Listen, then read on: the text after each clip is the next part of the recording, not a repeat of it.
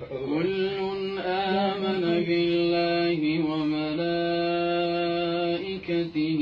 وكتبه ورسله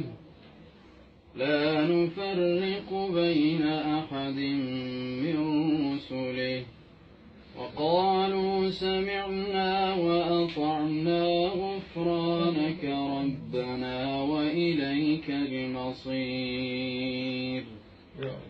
لا يكلف الله نفسا إلا وسعها لها ما كسبت وعليها ما اكتسبت ربنا لا تؤاخذنا إن نسينا أو أخطأنا ربنا ولا تحمل علينا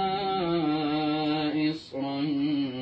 كما حملته على الذين من قبلنا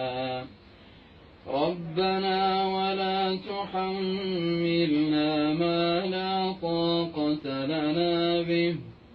واعف عنا واغفر لنا وارحمنا